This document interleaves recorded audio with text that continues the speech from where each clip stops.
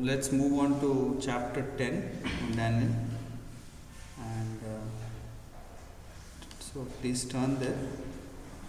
Chapter 10.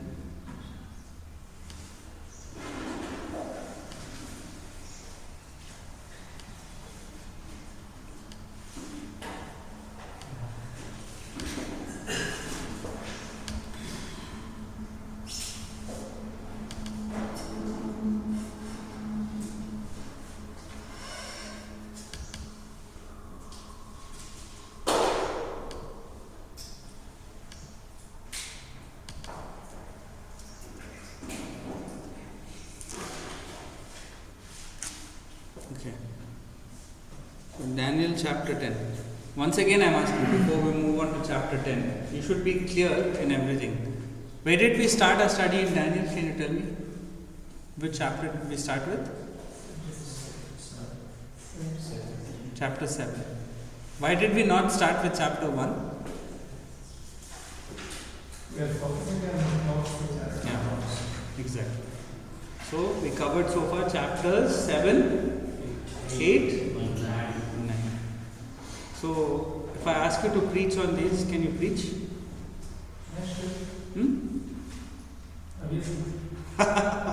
Nice. That's good. That's good. I'm happy if you say that, because now things are clear to you. So can you preach these as sermons, as devotionals? Can you encourage and warn people with this now? Yeah? Of course you have to work on it, right? You have to take all the information that you have gained from these classes, the knowledge that God has given you through His Word, and you have to do your own study now. Right? Nowadays people need to only hospital as well, blessings and everything, not warnings. They will not receive. That's the problem nowadays. Hospital has no blessings. God will do this. If it is service, they will give anything. God is going to bless you. That's the main problem in Christianity nowadays. No, such people are not Christians because they don't believe in the God of the Bible. God of the Bible is the God who He disciplines us as His own children, and He gives warnings and encouragement. He gives blessings and cursings. From the beginning to the end, He is the same God. He does bless, no doubt. We don't disagree with that. He does bless us. He blesses those who obey and follow faithfully, who are faithful to Him and who also have faith in Him. But He also curses those who disobey. Nowadays pastors are not teaching in the Daniel Revelation. Just only every news channels or YouTube channels and everything. Only the blessings and explanations of how to live the circle. Most of the preach Abraham, Daniel, how God is. How to be faithful, that's all. Not warnings and be ready, God is going to come, be prepared. These words not listened. Nowadays we are not listening to these words. They will also give account for such teachings, for not preaching and teaching the whole counsel of God. They will also be accountable to God for only preaching what they like. In the end times, what does Paul say to Timothy? People will have itching ears. They will gather to themselves teachers who only tell them what they want to hear. Stories. What they want to hear. They will not want to, the moment you start saying something to them that they don't like, they'll file a police case on you. They'll take you to court. They'll complain. They'll go to the reporters. All these things. Seriously. This is what we see happening. It happens all over the world, not just here, everywhere. In the US, it's very big. In Africa, I've been to Africa, I've been to Europe, everywhere it's the same. People now, we are closer to the end times than we were yesterday, brother. Today we are closer. We don't know when the Lord will come, but we are closer today. So this increases more and more. What you're saying, as we move towards the end, it increases more and more and more. Where people, they do not want to follow the truth, they become lovers of self, and everything is described for us clearly. That the people of God will also turn away, and very sad. But there are people who God still keeps faithful to Him, and so come. A remnant, yeah, remnant, that's right. So, Daniel chapter 10, let's move to that with continuing to seek the Lord and ask. Okay, Daniel chapter 10, let us read, please, the first 3 verses. Would somebody please read the first 3 verses?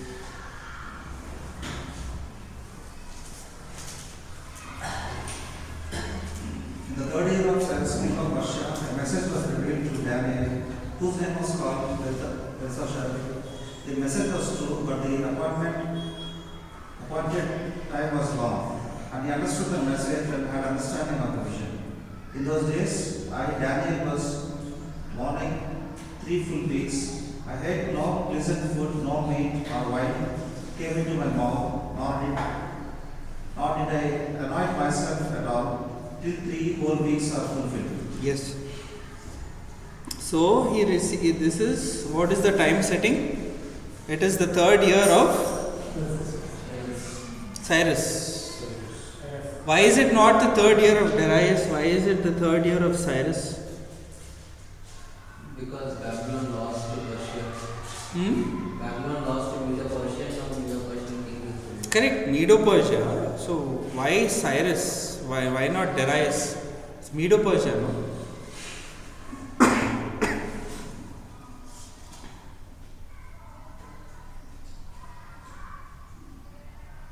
Remember, this goes back to the prophecies that we read about Medo-Persia.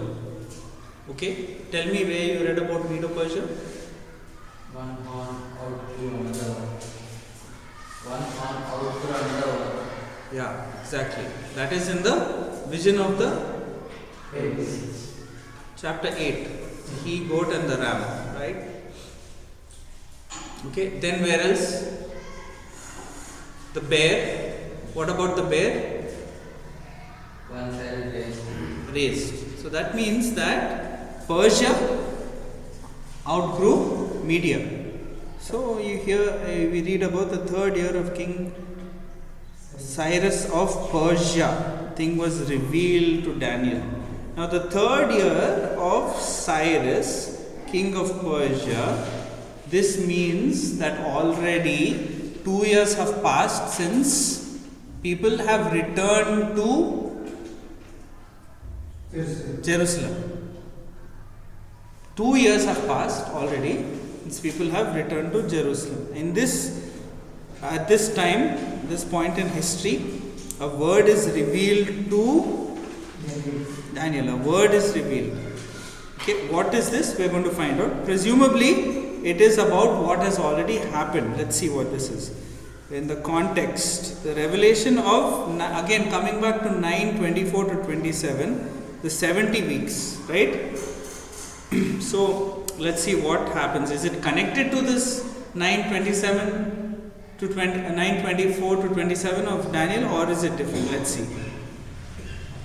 Okay, Daniel is called what? Belteshazzar. Okay, where is he given this name? Belteshazzar? Yeah. Okay. Why is he calling himself Belteshazzar here? It's the name of Babylonian god. But he's not under Babylon no anymore. Why is he still calling himself Belteshazzar? The name was famous. He was famous by the name. Because of wisdom. That name gives the goddess of wisdom. Belshazzar. No, okay. That was given by who? By Nebuchadnezzar. Now he is under Cyrus. Why is he calling himself Belteshazzar? He should call himself some other name, no? But this is a matter of accuracy, just to identify that I'm the same person. I wrote about, right?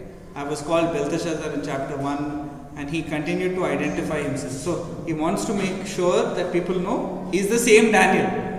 I, Daniel, whose name was Belteshazzar. Just identification, to be sure. Because in the future people will say somebody else wrote it. And no, I'm the same person. Okay.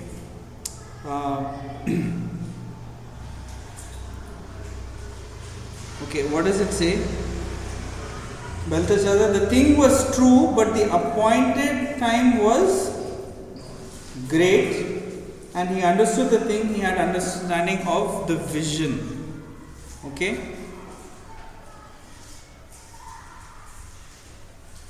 Daniel understood this. Now, what does this mean? Let's go back to that phrase. The thing was true. Okay? The thing was true. Literally, true the word. True the word. Okay? That means whatever was revealed to him is true. But the time or the host was long. In other words, there was some trouble also involved in this. Now, Daniel understood this. He says that he understood the thing and he had understanding of the vision. So, did Daniel understand this on his own, or was he given understanding? Let's understand. Given understanding. He was given understanding, right? He was given understanding. And how does Daniel desire to understand, and how does the reward of being given understanding come about? Okay, let's look at this.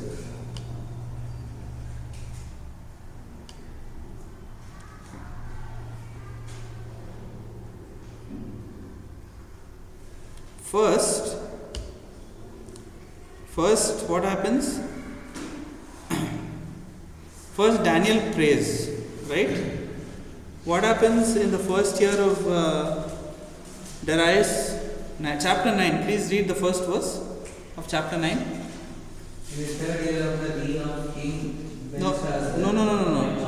Chapter 9. Year of Darius, son of Ahasuerus of the lineage of the Medes, who was made king over the realm of Chaldeans. Yeah, continue. In the first year of his reign, I, Daniel, understood by the book the number of these years specified by the word of the Lord through Jeremiah the prophet, that he would accomplish 70 years in the desolation of Jerusalem. Okay.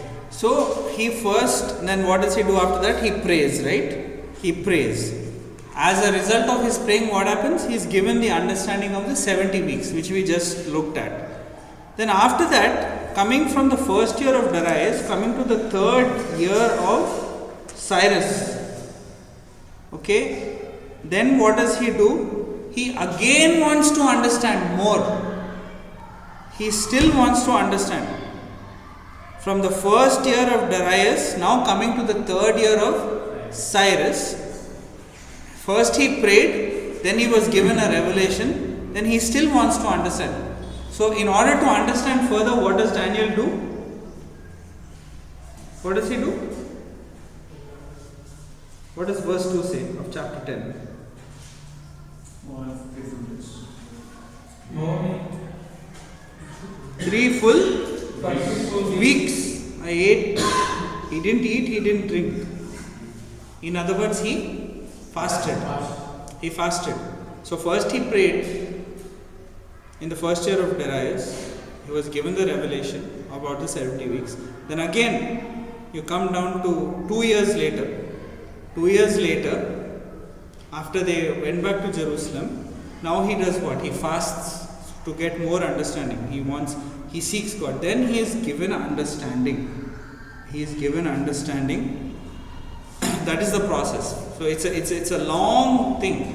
First, he reads Jeremiah. He understands. He prays to the Lord. The Lord gives him a vision of the 70 weeks of years.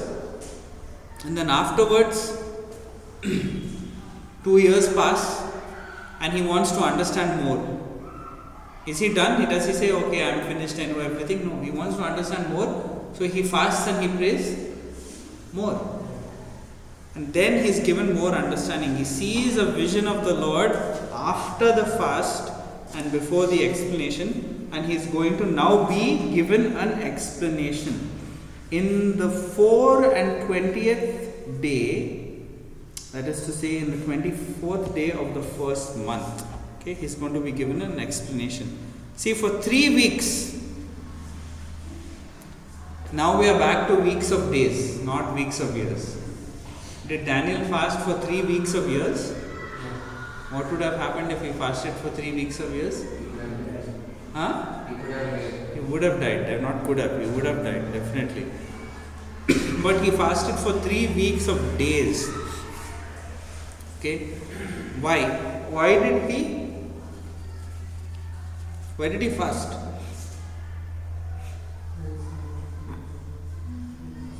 Why did he fast? To understand.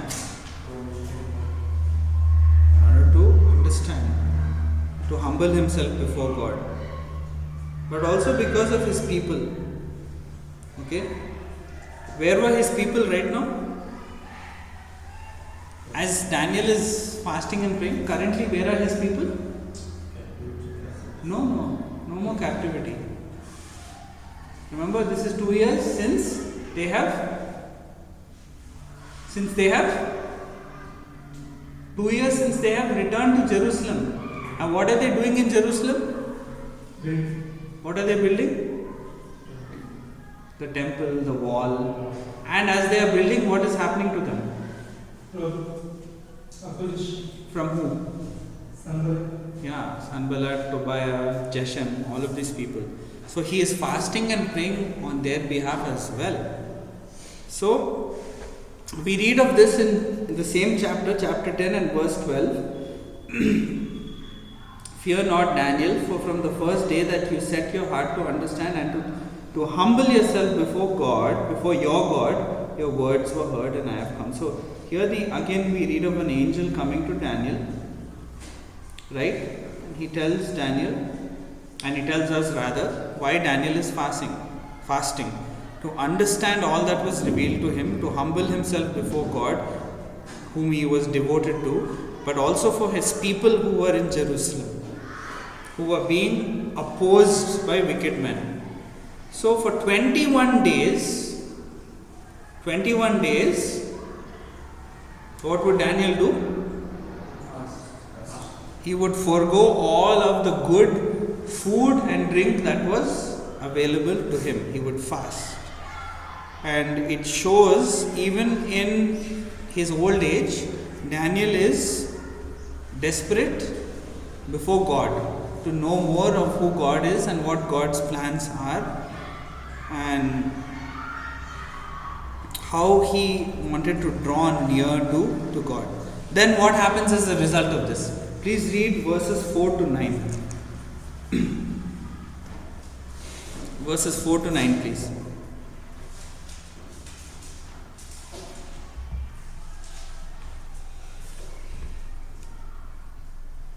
Yes, should I ask for volunteers? Brother, you read please. 4 to 9, Daniel. On the 24th day of the Little loud.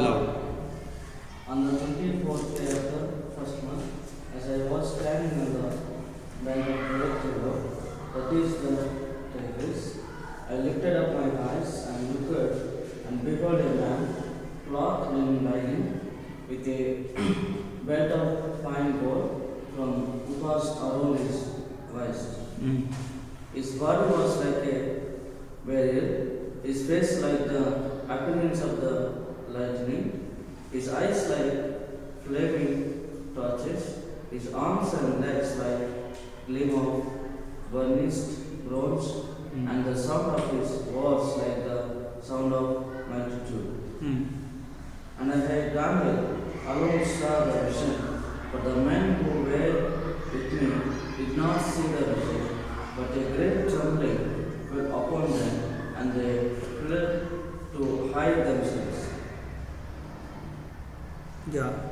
Read 2 more verses. So I was left alone, and I saw this great vision, and no strength was left in me. My radiant appearance was fearfully changed. I retained no strength. Then I heard the sound of his words, and as I heard the sound of his words, I fell on my face in deep sleep with my face to the ground. Very good. Thank you. So, this comes after his 21 days of fasting. He is standing by the great river, okay, the river Hiddekel or Tigris, and it is as he stands by this river, he is going to see a vision of the Lord, okay. Now, there was another prophet. He was a contemporary of Daniel. This prophet also sees a vision of God as he stands beside a river. Which prophet am I referring to? Contemporary of Daniel. Huh? Somebody said. Yeah, Ezekiel. Exactly. Ezekiel. Ezekiel 1:1. Somebody please read.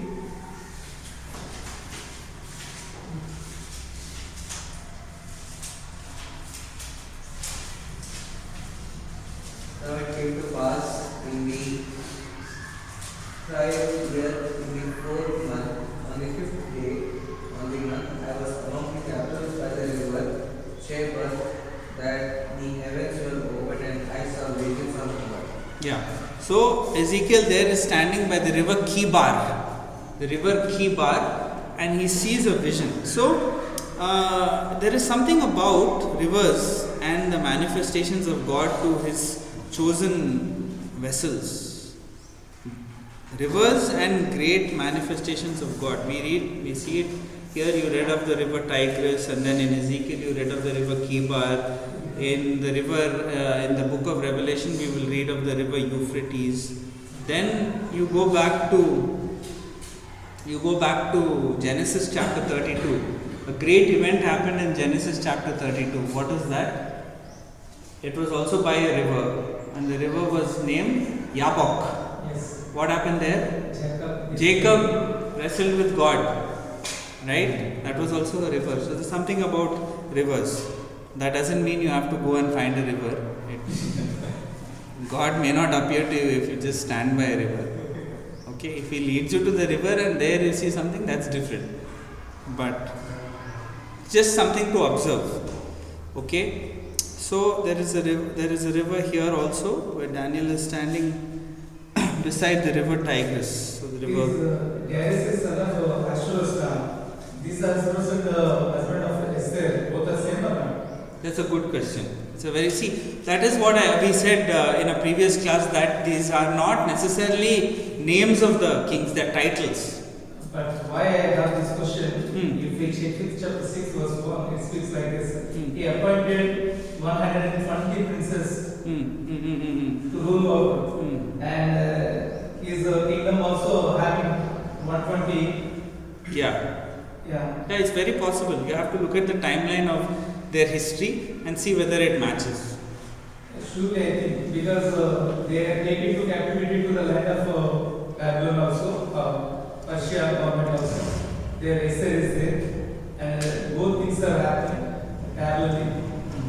Jews are they have to have these people and this place. So if we check, possible it is. That's why I have. It's possible. You have to research it carefully and see if it lines up.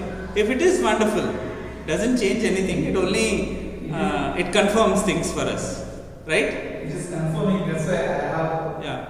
But when was Esther? When was the history in the timeline of things? When did Esther live? Was she after Daniel or was she before Daniel? Before Daniel. First, that one only happened. After that only, Jews will go to captivity of Babylon. Before that, Israelites will go. No. Babylon happened before. Babylon happened much before. See, Babylon. Is it Babylon is first? Babylon is first. Jews are taken first. Yeah, Babylon is first, Medo-Persia comes later, no? Esther is in the setting of Medo-Persia, not Babylon. Is it combined? Esther is Medo-Persian? Yeah, definitely. First comes Babylon, then comes. Authority, okay, rule over that, that's okay. Mm. I think first they are taken to captivity now. Israel itself taken to captivity. By the Babylonians. Yeah. Yes. So Esther is much later. Esther comes after Babylon. Let me check and we will discuss. Yeah, sure. So anyway, he's by the river and he begins to see. What does he begin to see? He sees what? Man clothed with linen. A man. Now whether this is really a man or not, we don't know. But at least he looked like a man. This person Daniel is seeing, he looked like a man in appearance. What is he wearing? Linen robe. He had a belt of fine gold. From which place? Uphaz. His body was glowing like beryl.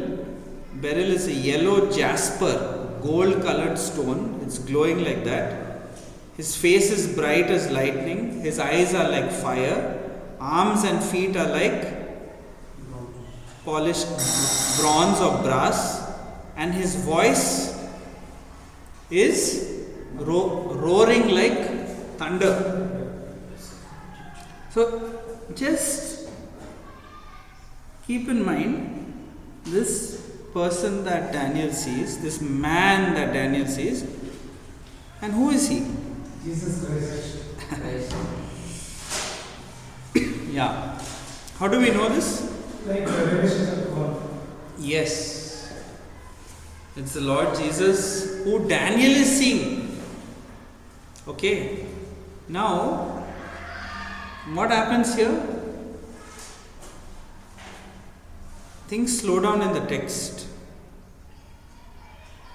Okay. He takes time to describe this person. I lifted up my eyes, behold, I looked and I saw a certain man, and he gives a description of this man, which we learn of the same. Can somebody please read Revelation chapter 1 verses 13 to 16?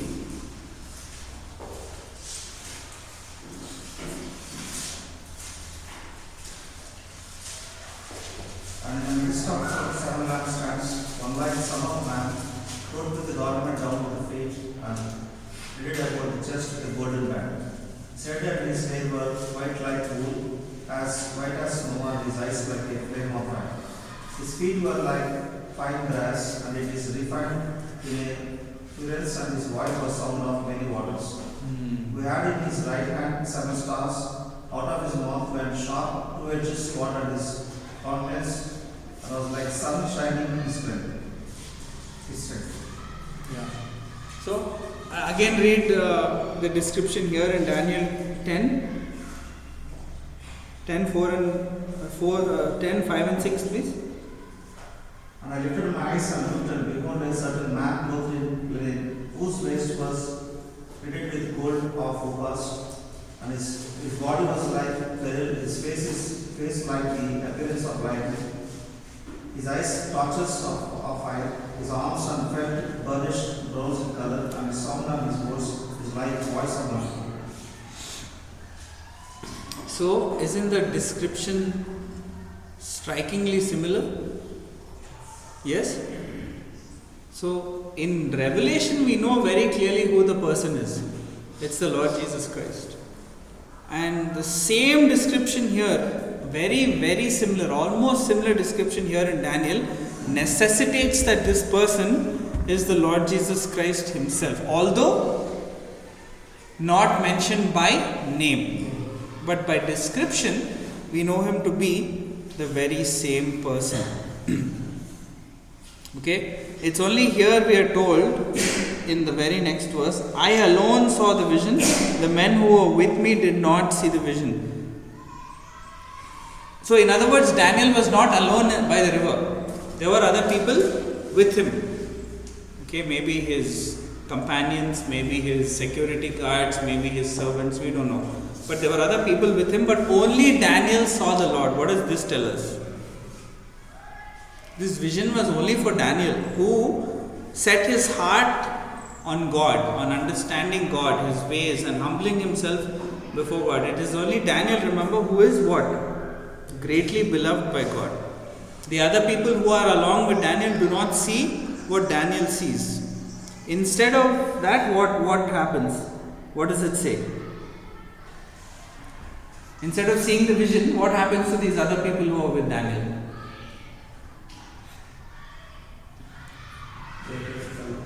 Huh? Please speak clearly. Great terror. They are overcome with fear. Because, why are they overcome with fear? Why are they overcome with fear? Because they saw God face to face. No, they didn't see. They didn't see. They did not see. We just said they did not see. Why are they overcome with fear?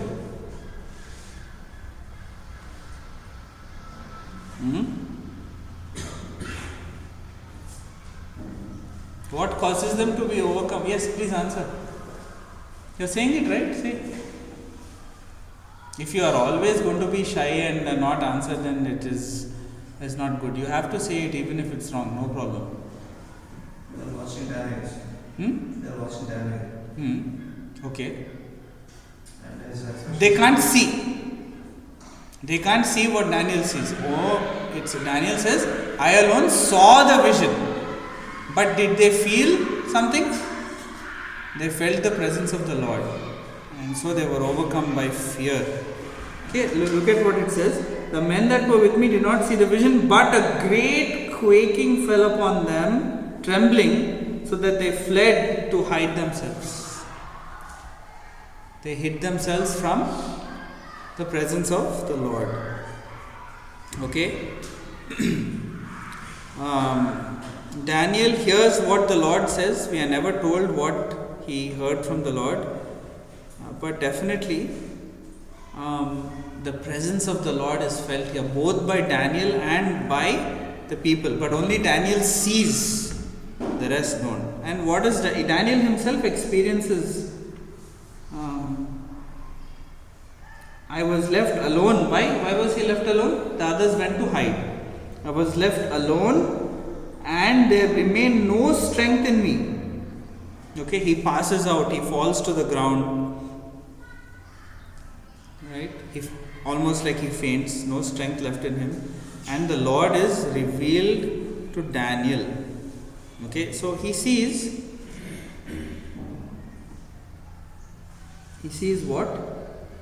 Let's read verses 8 and 9. Therefore I was left alone, I saw this great vision, and there remained no strength in me. Yes? Okay? Because my vigor was turned in me into corruption, I retained no strength. Yet I heard the voice of his words, and when I heard the voice of his words, then I was in a deep sleep on my face, and my face was toward the ground. So, in other words, when Daniel sees the vision of the Lord, he faints. He falls to the ground, his face is on the ground. Then what happens? After he faints, he is in a deep sleep. Then what happens to him?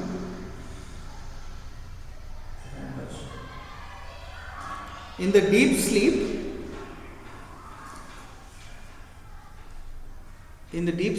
what happens? Another person comes, enters the scene. Hearing the voice of God, whatever God said to Daniel, and because of the presence of the Lord, all of his strength goes from him and he passes out. But then what happens? A hand comes, it says, a hand touched me, which set me upon my knees and upon the palms of my hands, and he said to me. So this is a different person. This is not the Lord himself, this is a different person.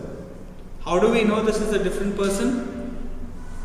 Let us find out. How do we know this is not the same person that Daniel sees in the vision? Because he says, you are a man greatly beloved by God. Understand the words that I speak to you. Stand up upright. And now I have been sent to you. Right? Now I have been sent to you. When he had spoken this word to me, I stood up trembling. And then he said to me, do not fear, Daniel, because from the first day that you set your heart to understand and to humble yourself before your God, your words were heard, and I have come because of your word. So what does this angel do? This is an angel, right? He's been sent. He's been sent. Your God, he says to Daniel. And he also says that he was involved in spiritual warfare. Read verse 13, somebody. Read 12 and 13 actually, both together. Then he said to me, do not fear, Daniel, for from the first day that you have set your heart to understand and to humble yourself before your God, your words were heard, and I have come because of your words. That's what. Yeah, the next verse. But the prince of the kingdom of Persia withstood me 21 days, and behold, Michael, one of the chief princes, came to help me, for I had been left alone there with the king of Persia. What is this describing? How do we know this is not the same man in the vision that Daniel sees? This is the same man in the vision is Christ. Can anybody stand and oppose Christ? But this angel is opposed by the prince of Persia. Who is the prince of Persia? He is a demonic ruler. Okay? What do we read of in Ephesians chapter 6? We wrestle not against flesh and blood, but against principalities and powers and rulers in the heavenly places, spiritual rulers, Princess of this world. spiritual wickedness in the heavenly places. So here we read of this particular angel. Let us assume he is Gabriel. We'll find out who he is. We don't know. But this particular angel was helped by another angel, an archangel named Michael. Michael helps him to. And how many days did he spend in coming to Daniel? 21. How many days did Daniel fast? 21. So for the duration of his fasting, there was spiritual warfare going on in the invisible realm. This man comes from the invisible realm into the visible realm and now comes to Daniel and he revives him. He sets him up on his hands and his knees and he is helping Daniel. What is the function of angels? Are they not all ministering spirits sent forth to serve on behalf of those who will be heirs of salvation? Where did I just now quote from? No, Hebrews. Hebrews chapter 1. Angels are ministering spirits sent forth to serve on behalf of those who will be heirs of salvation. Hebrews 1:7. Okay? We also read of this in what I quoted was Hebrews 1:14, but also Psalm 91 verse 11. So this angel comes, is not the same person as in the vision, and he revives Daniel and he has come to help Daniel. And what does he say to Daniel? Daniel, you are a, what does he call Daniel? Greatly beloved. He's a man who is greatly beloved. Okay. Now again think of Daniel. He is towards the end of his lifetime. Think of all that he had been throughout his lifetime, how he had shown himself to be faithful. He is a man greatly beloved by God, tested and tried under all circumstances. So this angel comes again towards the end of his life and he says, understand the words. Okay? Understand the words. that I speak to you, stand upright, because I have now been sent to you. Yeah. Huh? Oh, wonderful.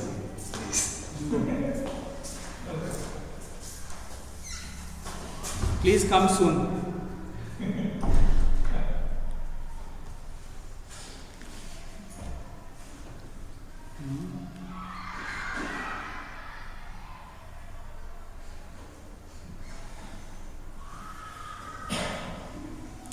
So he comes to him, says, understand. So why does he tell him to be, why does he say understand, why does he say stand upright? Why does he say stand up straight? In other words, stand up straight, Daniel.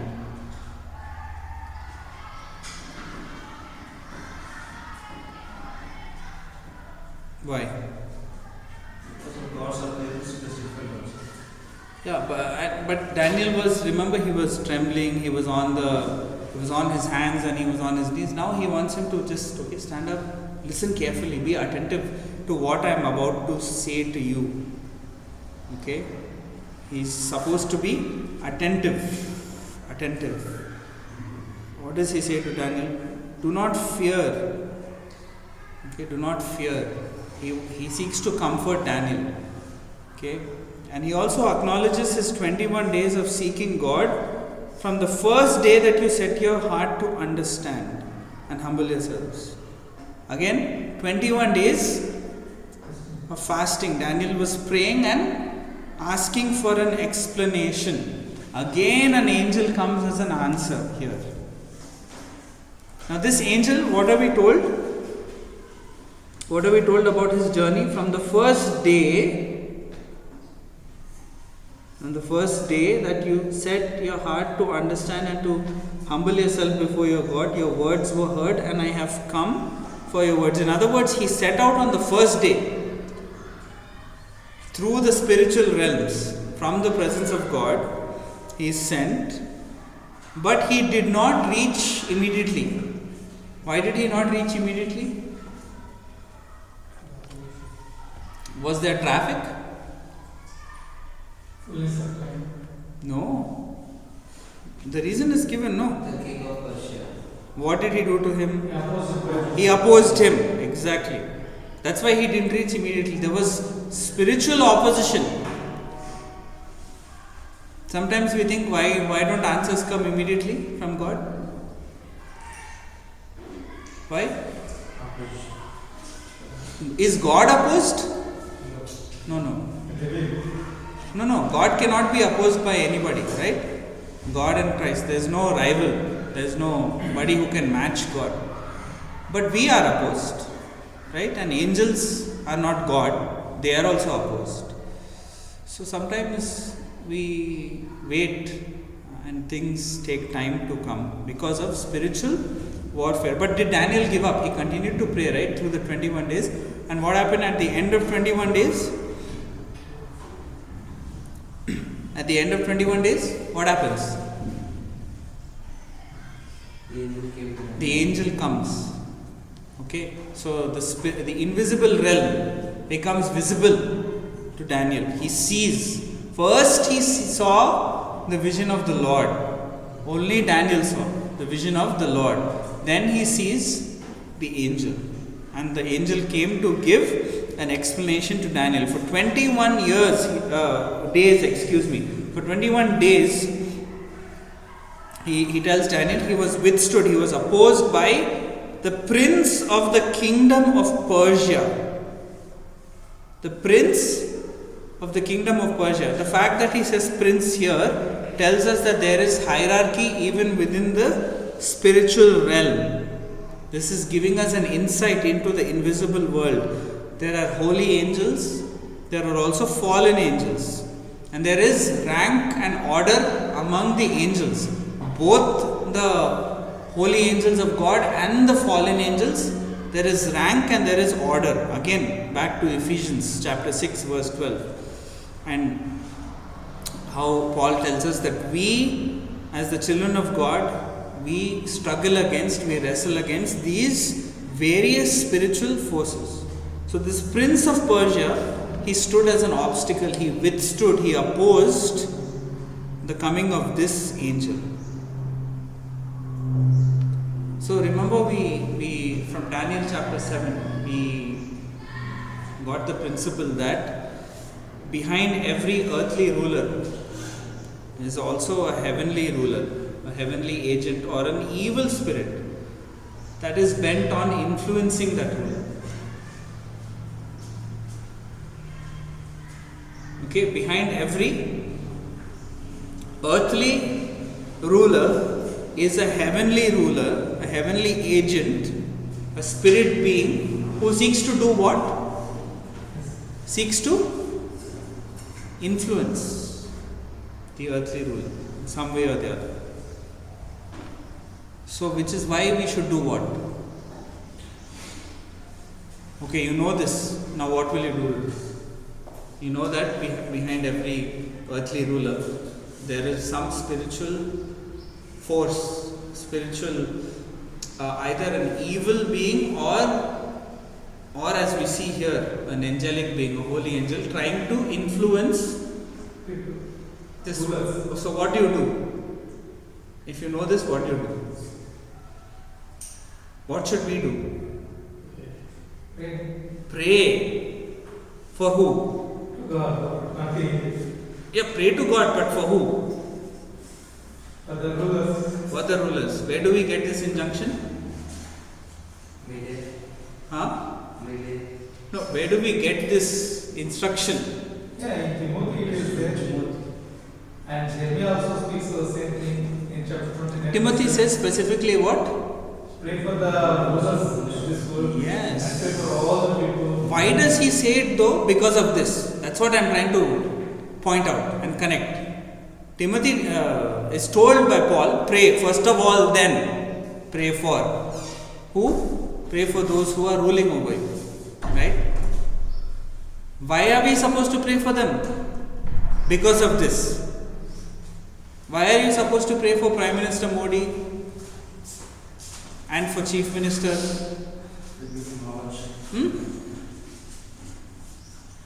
If he is controlled by the angelic, and then he can. Okay, wait. 1 second. Let's back up. Who put Revant Reddy into the office as Chief Minister, and who put Narendra Modi into the office as Prime Minister? God. God put them in. Yes. And if God put them in, why did God put them in? To rule the nation. According to Romans chapter 13, why did God put in the rulers? For what? What is the purpose of a ruler or a leader? Is to maintain law and order, right? God put him in to maintain law and order, but who is opposing him? The Evil forces. So what are we supposed to do as Christians, as believers in the true God? You may like him, you may not like him. But what are we supposed to do? Simply pray. God, please bless the person you have put into office. Give him wisdom. Grant him knowledge. He may not even believe in you, but let him rule in a way that is in accordance with your will. So this is why we are supposed to pray, because there is spiritual opposition. Okay, that's very important. That is a huge application point that you take away from this text. Battles are being fought in the invisible, in the spiritual realm, for control over the physical realm, and very importantly, battles are being fought for the souls of men. And always remember, it's never a battle between God and Satan. No. God cannot be opposed. He doesn't have a rival. Satan may think that he opposes God, but he doesn't. Rather, the battle is between the spiritual armies of light and darkness, and they fight to control the lives of men. But God's children are always under God's sight. God is always watching over us, protecting us, and He sends His angels to help us. We read here of Michael. Okay, how do we know that Michael is an archangel? Where do we read of Michael being an archangel? In what book of the Bible?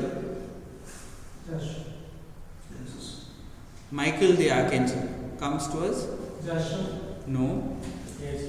And Moses But in which book do you read that? Isaiah. No. In New Testament is Which book? Ezekiel. Ezekiel? No, New Testament. Jews. Huh? Jude. Yeah. Yes, exactly. Jude, verse 9. Michael the archangel. The same Michael here. And Joshua also one warrior will stand and speak with Joshua. Does it say that it's Michael though? Name was not mentioned, but he is a mighty warrior. Could be, but we are talking about specific name. When the name is not mentioned, why should we guess? Now we are saying where the name is mentioned, Jude verse 9. The same Michael comes here to help Daniel, and this also tells us Michael the prince, right? What does it say? But look, Michael, one of the chief princes, one of the first princes, which means he's an archangel. Is there another archangel? Yeah, but he fell. And then Gabriel. So Michael comes. He comes to inform Daniel about what? Comes to inform Daniel about his people's future and put together all that Daniel knew thus far. Okay, he says in verse 14, I have come to make you understand what shall befall your people in the latter days. Okay, would somebody please read from verse 14 all the way till verse 21, the end of the chapter?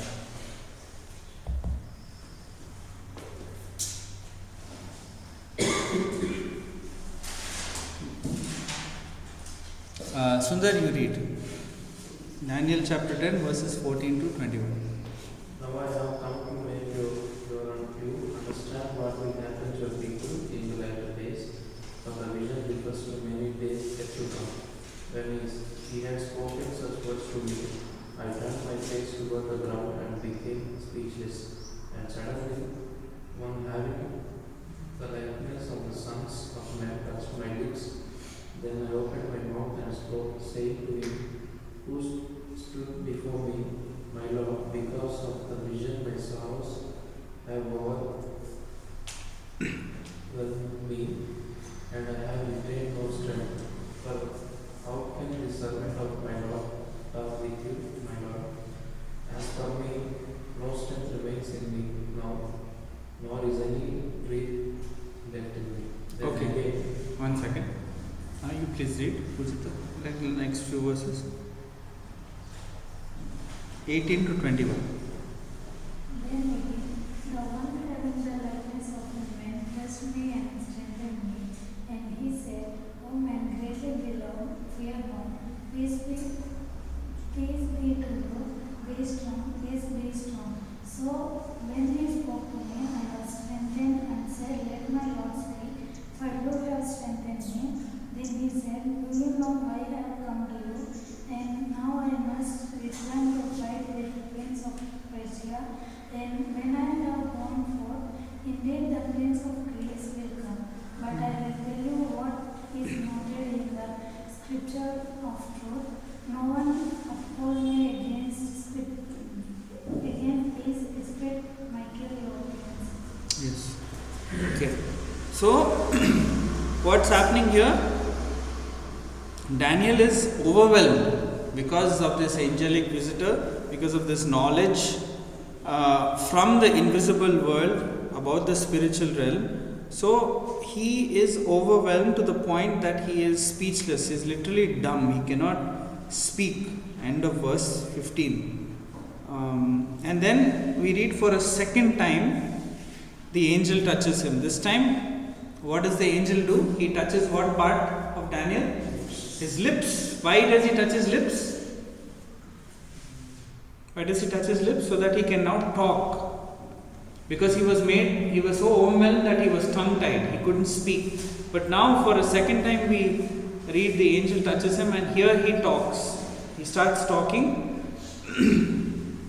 And as the angel stands before him, he expresses how all of the visions that he had seen so far, how the visions took their toll on him, all the knowledge that he was granted, especially the one of the Lord that he sees in this chapter, how they took their toll on him. He expresses this, and he sees him, Daniel sees himself as inferior to the angel. Daniel calls the angel Lord. Lord is a title of respect, not Lord with a capital L, but Lord with a small l. And he says that he is his servant. He sees himself inferior. Now, is Daniel right in calling himself or in seeing himself as inferior to the servant?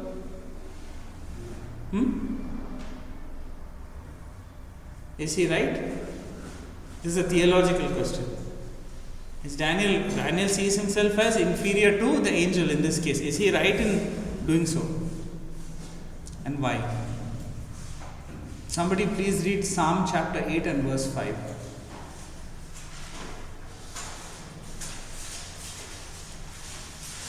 Psalm chapter 8 verse 5. Same thing with the guy, Hebrews singers. You have made him a little lower than angels, and have crowned him with glory and honor.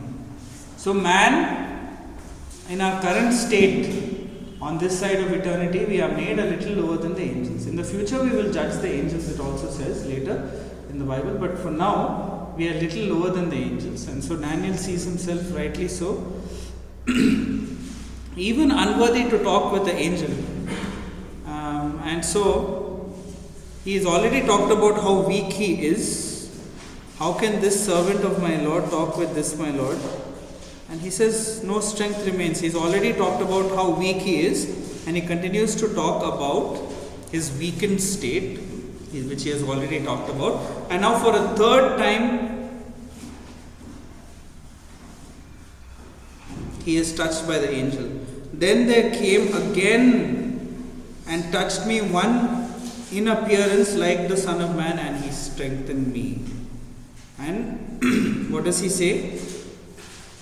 For the third time in the book, Daniel is called, O man greatly beloved.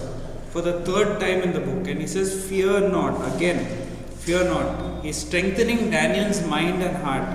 Peace be to you. He's strengthening Daniel's soul. Be strong. Be strong. Twice it's repeated, right? Be strong. Yes, be strong. He's strengthening his weakened body. So, O man greatly beloved, of course beloved by God, do not fear. He's strengthening his mind and heart. Peace be to you. He's strengthening his soul. Be strong, yes, be strong. He's strengthening his weakened body. And then Daniel acknowledges being strengthened. He acknowledges being strengthened by this man. So let's look at the progression of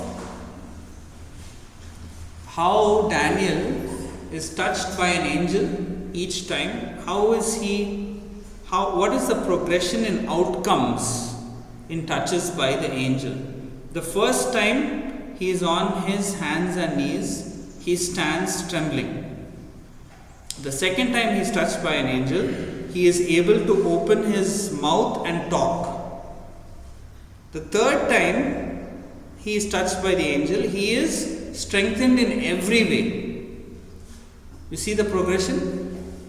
First time, when he is on his hands and his knees, he is able to stand up and he is able to talk.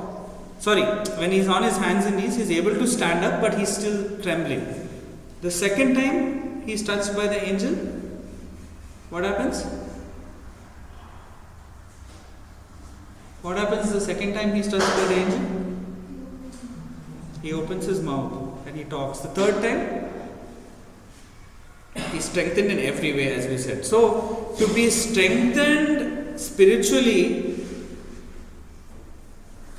took a lot of hard work on the part of Daniel. It took its toll on him physically, spiritually, mentally, emotionally. But at the end of all of this, he is still strengthened. He's strengthened. He fasts for 21 days, he becomes weak, but he's strengthened by God as a result of his devotion. Do you read of, does this remind you of anyone else being strengthened by angels?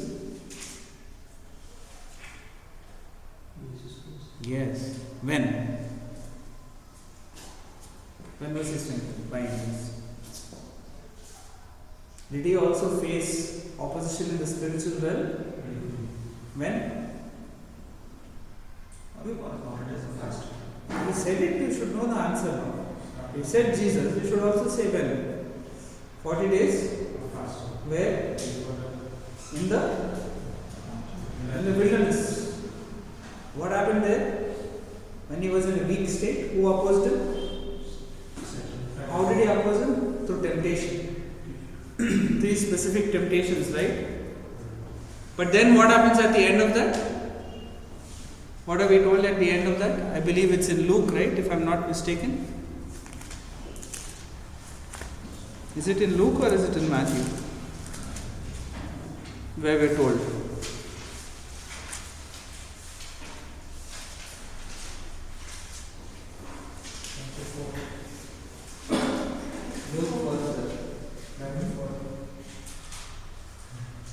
Yeah, please read. Then Jesus was led up by the Spirit into the wilderness to be tempted by the devil. Just the end of it. And when he had fasted 40 days and 40 nights, afterward he was hungry. Now when the tempter come. No, the end of the read verse 11. Verse 11. Then the devil left him, and behold, angel come and ministered to him. Yeah, angels came and ministered to him. In other words, they came to strengthen him just like they came. So, Luke 4 also same thing, sir. what does it say? Luke 4. Please read.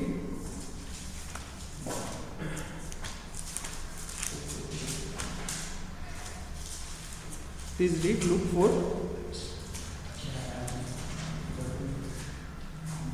Luke 4:4.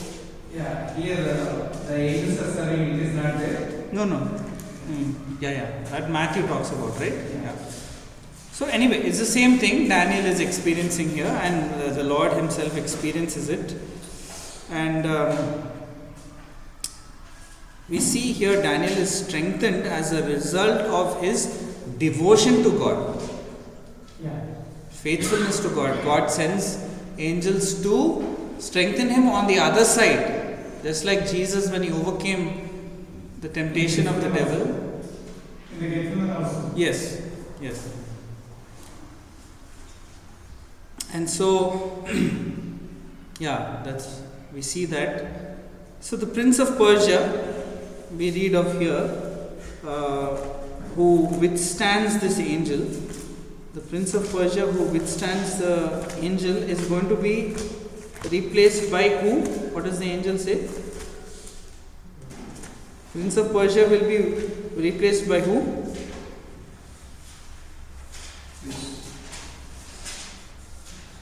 Okay, but the Prince of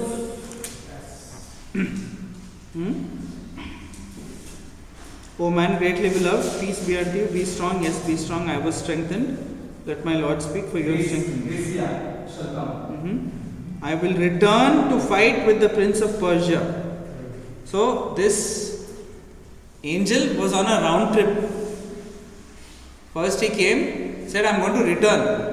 And when I return, the same person is going to encounter me, the same demonic being, Prince of Persia, and I must fight with him.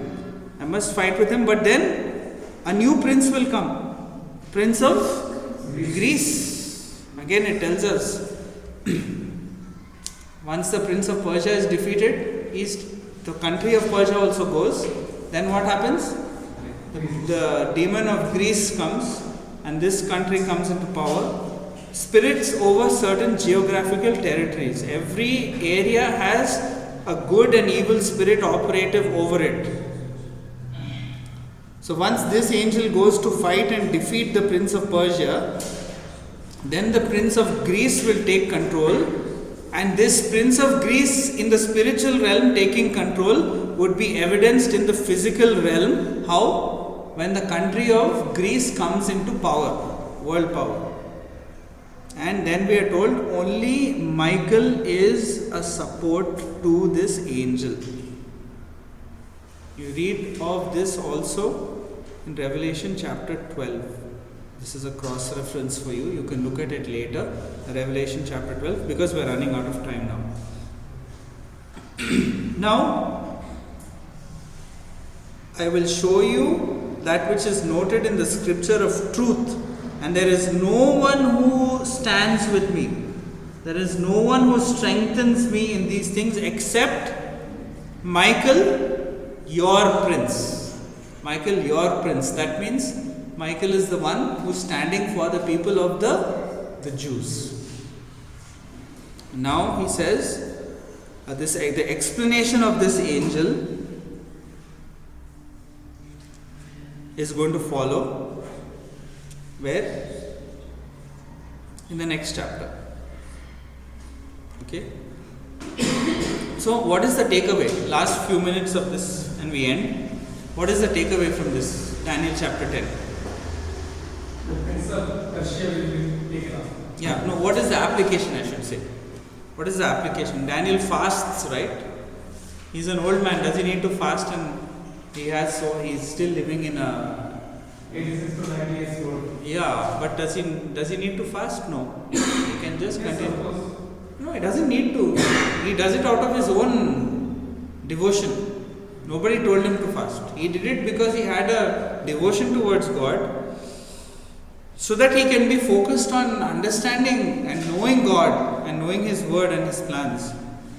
But are we willing to fast from what we desire, even from what we need? He needed food. For 21 days he fasted. Are we willing to fast from the things that we need and the things that we desire, so that we can seek God?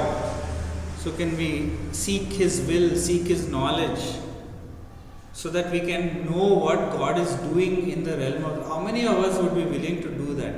Have you ever fasted even one day in your life? Just asking a question. Not because you came to BBC and Friday evening you have to... That is forced on you, in other words. Friday evening you have to skip your dinner.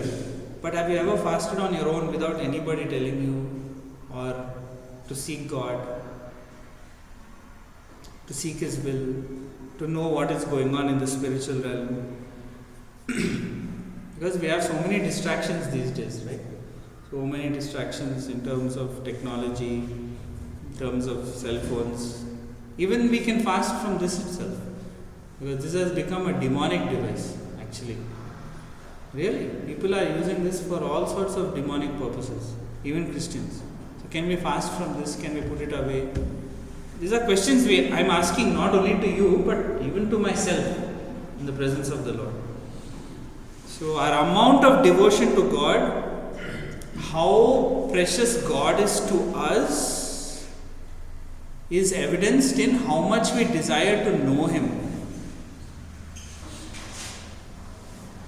And Daniel wanted to know God even more. That's why he was a man greatly beloved of God.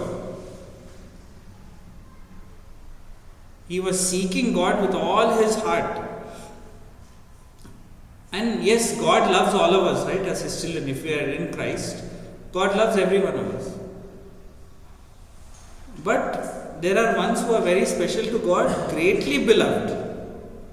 These are the ones who are actively seeking to know God, actively seeking out to know His purposes, actively seeking out to know His will, not just for your own life.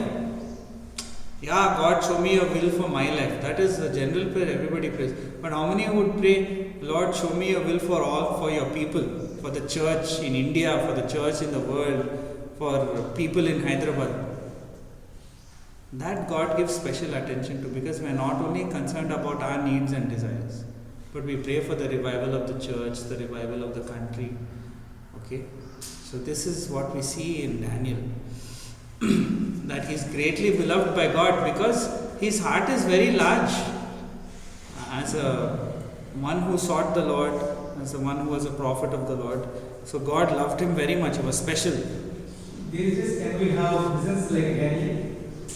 See, I will not say no, I will not say yes. It's possible. But it should align with scripture. It should not be something that is, it should align with God's revealed word and it should not add to it. It does not, if you have a vision today, in the night if you go home and if you have a vision, it will not become part of scripture.